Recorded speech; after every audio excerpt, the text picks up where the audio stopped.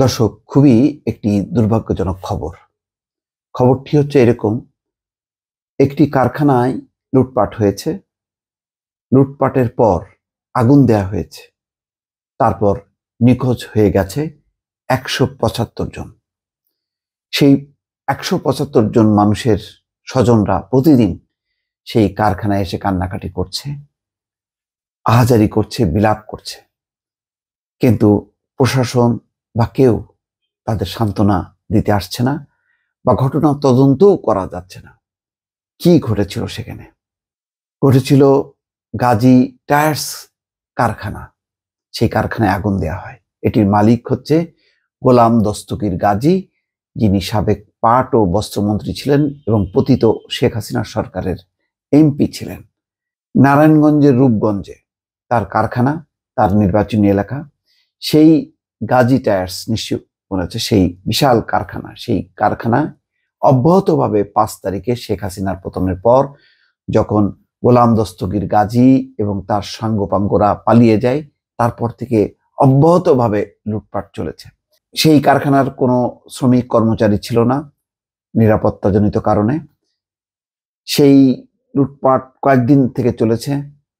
প্রশাসন বাধা দেয়নি, কেউ নিষেধ করেনি। সর্বশেষ গত পরশুদিন যখন তিনি গ্রেপ্তার হন, তখন আবারও সেই লুটপাটের সেই কারখানায় এসে আবারও লুটপাট করে বিপুল সংখ্যক আশেপাশের গ্রামের লোকজন। তার মানে একটা গণ লুটপাট হয়েছে। কিন্তু একটি দুর্ঘটনা ঘটেছে। লুটপাট করতে করতে এক পর্যায়ে আগুন দেওয়া হয় সেই কারখানায়।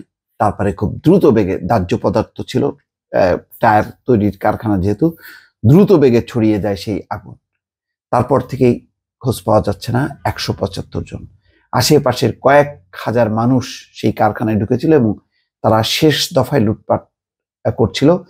যেদিন গোলাম দস্তগীর গাজী আটক হন, সেই আটকের খবর পাওয়ার পর আশেপাশের গ্রাম থেকে লোকজন এসে সেই, একে তো প্রথম দফায় কয়েকদিন ধরে লুটপাট হয়েছে, তারপর আবারও তারা সেই বিশাল কারখানায় ঢুকে লুটপাট করেছে। কিন্তু কেউ কেউ সেই কারখানায় আগুন ধরিয়ে দেয়।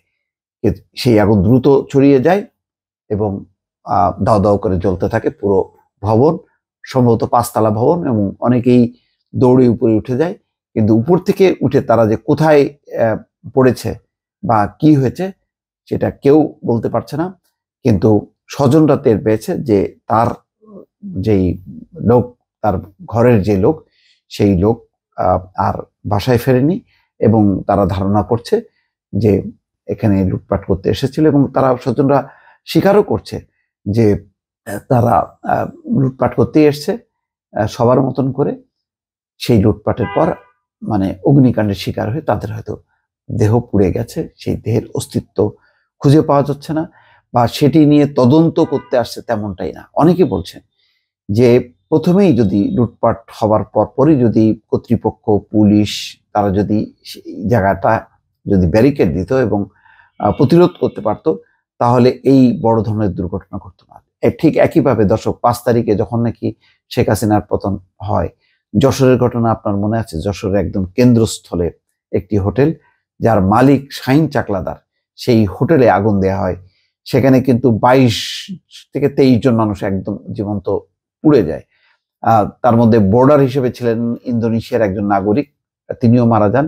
এবং অন্য যারা মারা গেছে, কিছু বোর্ডার হয়তো মারা যেতে পারে, কিন্তু বেশিরভাগ মারা গেছে যারা লুটপাট করতে এসেছিল, যারা লুটপাট করতে করতে উপরে চলে গিয়েছিল, কিন্তু নিচে যখন আগুন দেওয়া হয় পুরো ভবন জ্বলতে থাকে, তখন তারা আর বের হতে পারেনি এবং তারা শ্বাসরুদ্ধ হয়ে মারা যায়।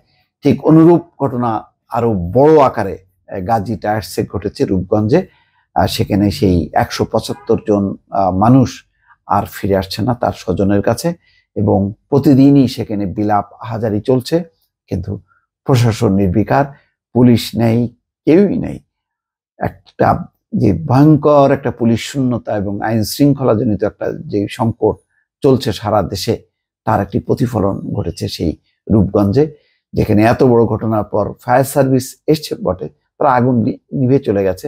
কিন্তু ওই প্রথম দফায় যে লুটপাট হলো, তারপরে যদি সেই এলাকাটা কর্ডন করা হতো এবং আর যাতে লুটপাট না হয় তার একটা ব্যবস্থা যদি করতো, পুলিশ যদি সেখানে নিয়োগ করা হতো, তাহলে আজকে এত বড় ঘটনা ঘটতো না দর্শক। এখন এই মানুষগুলো তারা লুটপাট করতে এসছে এবং কোনো স্টাফ গাজী টায়ার্সের কেউ মারা যায়নি। বোঝাই যাচ্ছে যে যদি তারা ভেতরে থেকে নিহত হয়ে যায় তাহলে এরা সবাই গণলুটপাটের অংশ হিসেবে তারা এসছে এবং তার এই পরিস্থিতির তারা শিকার হয়েছে।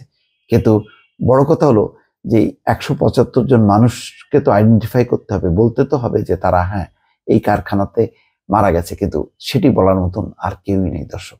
সেই জন্যই বলছিলাম যে অত্যন্ত দুর্ভাগ্যজনক একটি ঘটনা রূপগঞ্জে ঘটেছে এবং তার স্বাক্ষর এখনো বয়ে বেড়াচ্ছে সেখানকার অধিবাসীরা। দর্শক ভালো থাকবেন, আল্লাহ হাফেজ।